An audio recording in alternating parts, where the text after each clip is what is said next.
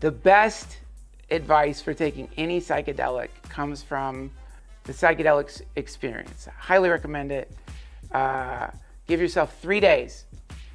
A day to get where you're going, a day to take the psychedelic, a day to integrate what happened. But as long as you have a good group of people you trust, and give yourself 3 days, it's great. Worst place to do mushrooms, hands down, any amusement park.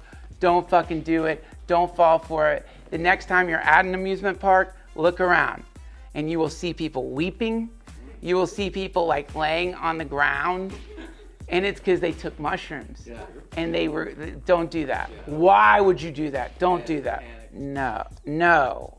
I don't think it was the most terrifying thing that I ever experienced. When you get a cancer diagnosis, you have seen the movies, and it's just like the movies. The doctor took me in his office, and I sat there, and he told me I had cancer, and then I had to get one of my balls chopped off, and I lost my hearing. Like that thing in the movies where it's like, it literally happened. To call that terrifying, I don't know if that's the right word for it. It's more like a zoom out from your incarnation where you're kind of like, oh, right, like the world just keeps going and I die.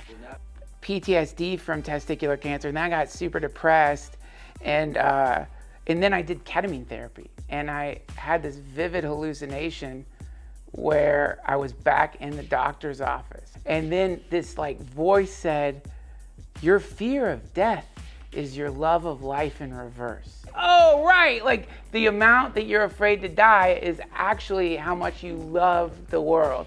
And well, yeah, ever since then, it's helped a lot. Probably working in a restaurant, probably like a waiter. Yeah, I can see you being a very mediocre server. I was the worst, dude. I was the worst. And Applebee's. I just couldn't remember orders, and I was always bringing people, and the chefs hated me because I would always be like, hey, I'm so sorry, I punched a steak in, it was tacos.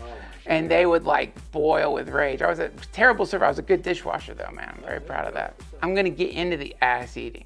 But I remember the first time a girl put her finger in my ass and just being like, holy, wow, that's amazing.